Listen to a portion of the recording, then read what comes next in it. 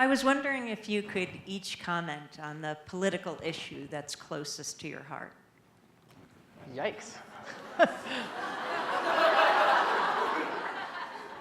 I don't know what's going on in the world. No, I'm just kidding. I don't want to go first, though. I'm going to say what you so say. many. Yeah. You can say more than one. Okay. Wow. I don't even know if this is a political issue, but I do think that, oh God, this is going to sound so dumb. Like, I think it's important to know where your food comes from. But I do. And the food that's in schools right now is the worst food. The grade of meat they eat is like below what they will allow in supermarkets. And I think it's really terrible because it affects how we learn, and it affects our health is our lives. And I think that's something that people should pay attention to. I just think in general, across the board, something I find myself railing against everywhere is just fundamentalism in all its forms. Just that absolutism, black and white vision of everything is just something I can't abide, and that I find myself coming up against over and over. That's my big bugaboo. For me, it's reproductive rights and justice. The idea that women can't be equal citizens until they have complete and total control over the destiny of their own bodies. And the idea that we're still fighting this fight, 42 years after Roe versus Wade was passed. It's 42 years, right, Karen? Yes, got it right. And the idea that this is still something that women in what is supposed to be, our freest nation are still fighting for every single day.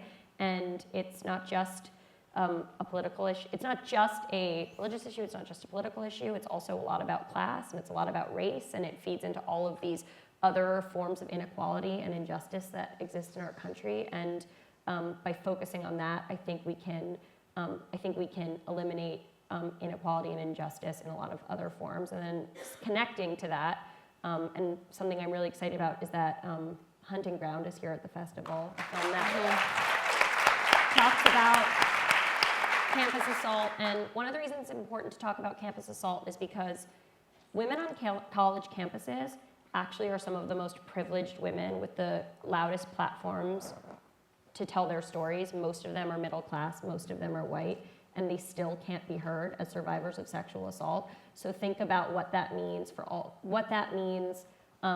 that these women in positions of incredible privilege are still being forced to fight every day for their truth, and the fact that that is indicative of the fact that sexual assault is an epidemic and so many people are voiceless. And so even though campus assault could almost be perceived as a little bit of a red herring that prevents us from looking at the fact that sexual assault is everywhere and women are never heard, I think that campuses are a great place to start because that's where we're being educated and that's where we're told we're going to be safe. And I think reproductive rights, I play an OBGYN on my show, and reproductive rights are hugely important to me.